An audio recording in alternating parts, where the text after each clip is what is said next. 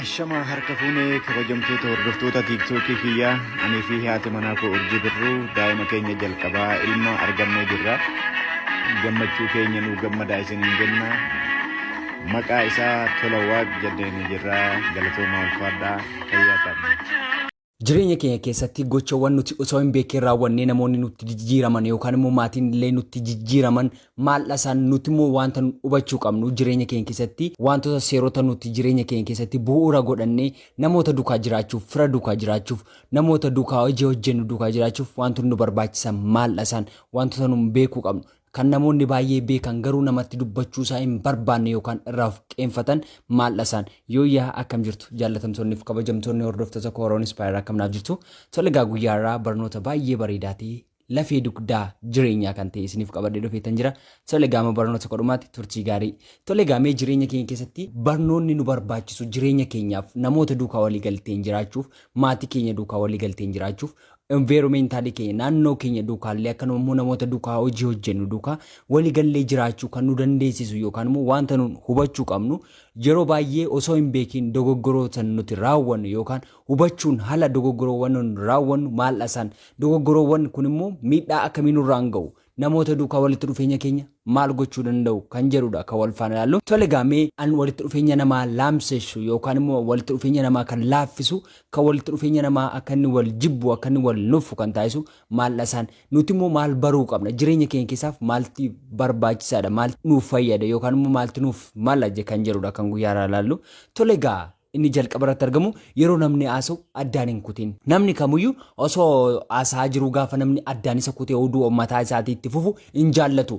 Nama si hoogganaa dhiistee osoo abbaa barbaadde taate otoo nam tokko oduu odeessaa jiru gidduu galtee dubbattee yookaan haasaasaa sana addaan kuttinan namni sun si duukaa haasa'ullee ta'e waan barbaade mari'achuu hin barbaadu. Sababa isaas sababati haasaasaa addaan kutteef wantati isa tuffatte fakkaata. Wantati isa haasaasaa jibbite yookaan haasaasaa nuffitee fi irratti addaan kutte waan fakkaatuuf haasaa nam tokko gaafa inni haasa'u yookaan gaafa nam tokko oduu qabate si duukaa odeessaa jirutti addaan hin kutiin. Oduusaa sana gaafa addaan kuttu siinlaa addaan boo filata. Si duukaa oduu odeessuu imannaa du'a mataa isaa filata waan ta'eef atis osoo haasaa jirtu namni gidduutti sirratti oduu kee cufe agam akka si aarsuu danda'u tilmaamuun sitti ulfaatu. Kanaafuu gonkumaa wanta gochuu hin qabne namni osoo inni haasaa jiru addaan hin kutiin. Tolga inni lammaffaarratti argamu nama bifa isaatiin inni madaaliin. Namni kan inni sitti jijjiiramu, namni kan inni sirraa fagaatu, namni kan inni sitti jijjiiramu bifa isaatiin yoo madaaltedha. Inni kun gurraachadha waan ta'eef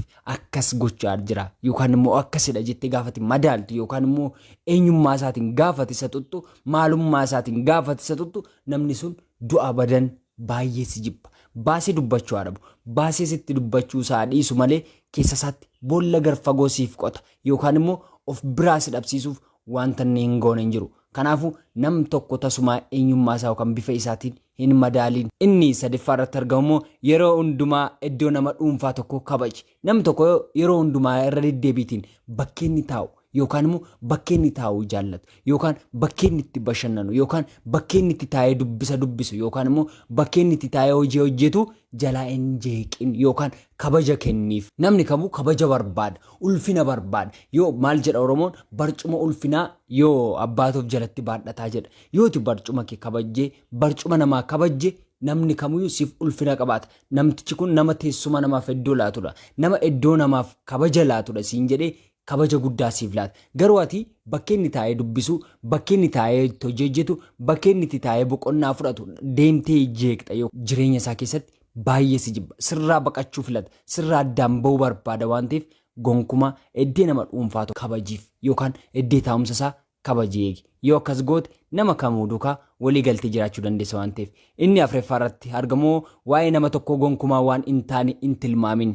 Nama tokko akkasiin fiizikaalii isaa ilaalte yookaan immoo qaama isaa ilaalte tilmaamta taanaan kun hin danda'u, kun dalaguu hin danda'u. Hojii tokko yoo hojjechiisuuf kaatte qaama isaa ilaalte kun uffannaan isaa akkasidha, kun ilaalchi isaa akkasidha jettee tilmaama laatta taanaan namoonni baay'ee uffannaatiin tilmaamamanii iddoo guguddaarra namoonni gahuu qaban, namoonni milkaa'ina isaanii jiraachuu danda'an, namoonni dandeettii addaa qaban, namoonni humna addaa qaban sababa ilaalcha tilmaama diidaatiin qofa gar kufanii waan jiraniif sirraa baqatu.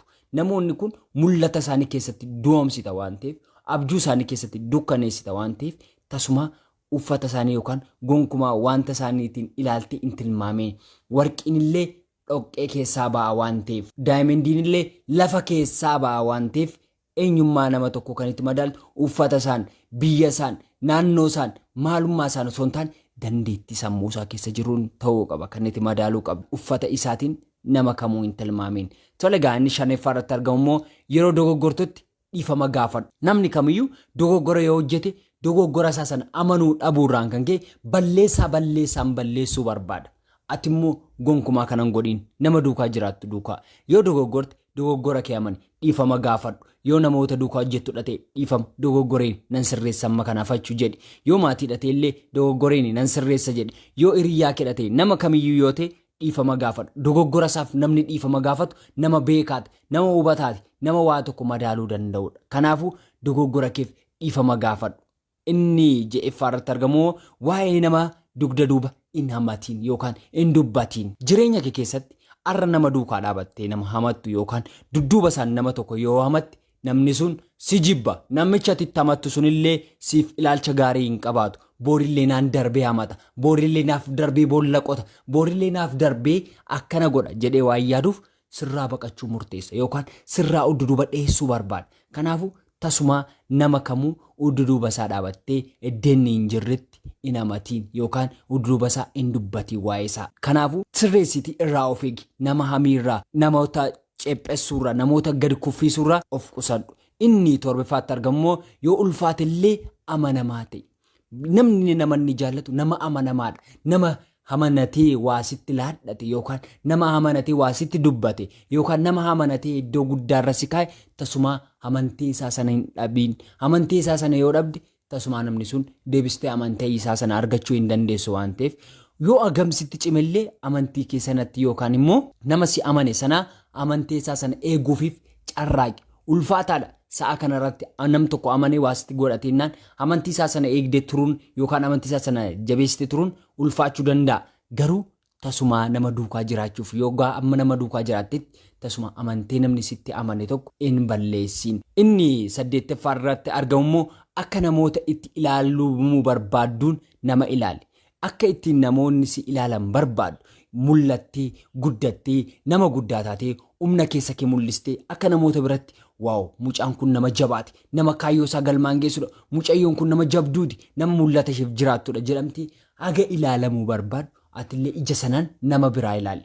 Wanta siif ta'uu qabu, wanta akka naaf haa ta'u, naaf mala, naaf ta'uu qaba, kun naaf uumame jette akka ofiif yaaddu nama biraafis akka inni ta'u yaaduu qabda. Hanga ofiif yaadde nama biraaf hin yaaddu yoo ta'e yoo salfishii yookaan of jaallataa qofaa taate galma kee ga'uu hin dandeessu. Udduduuba deebita. Yeroo kamitti utaanan wanta akkasiif ta'u barbaadu ija ittiin of ilaaltuun akka namoota biraa ilaaltu dhaamsa koosa guddaati. Tole egaa inni itti aanee argamu yookaan salgeeffaa irratti argamu yeroo dandeessetti gargaaruu jaalladhu.